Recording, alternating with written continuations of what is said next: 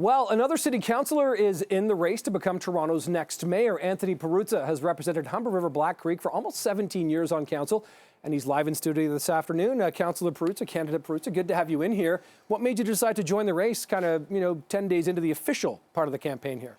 Yeah, happy to be here. I looked at it and I said, people are struggling now to make ends meet, pay the bills, and I thought, you know what, they can't afford to pay any more property taxes, user fees. We can't keep raising TTC fares, just piling on and making life more expensive for people. And I thought, I need to get in there and I need to talk about that. So is it fiscal responsibility? Is that kind of going to be a big pillar of your platform? It's not so much fiscal responsibility. It's the fact that, just raising property taxes, and there seems to be this notion that, somehow we can raise property taxes and fix Toronto. We can't do that. Because it doesn't matter how high you raise property taxes, we won't catch up to the deficit that we currently have. We certainly won't catch up to our budget woes on a yearly basis. And we need to really do a lot of work. We need to fix this city. Our streets are breaking down. Garbage is overflowing. People are asking us to do a lot of things better, and we don't have the capacity to do that. So the other component of it is we really need to restructure our dealings and our deal with the province of Ontario. We write them a $2.2 billion property tax check every year. So we collect all these property taxes that Torontonians are currently paying, and we write a check to the provincial government. That has to stop. That money has to stay here so we can do some of the things that people are asking us to do. So you're one of the candidates in the race with the most time on council, 17 years here. What's been going on down at City Hall then that has led to Toronto being as broken as it is? I mean, every councillor or candidate I've spoken to said Toronto's broken, we need to fix it.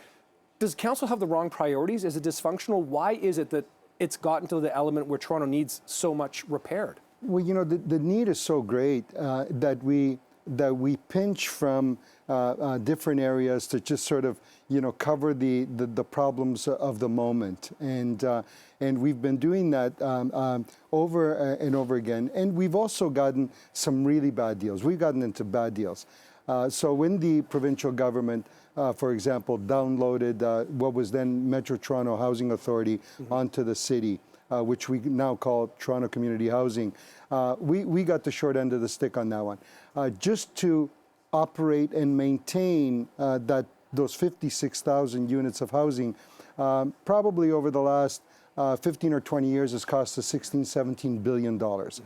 So we've been struggling to do that because we understand that housing and affordable housing is a priority for people, and we need to maintain it. But we just never had the resources to be able to pay for it.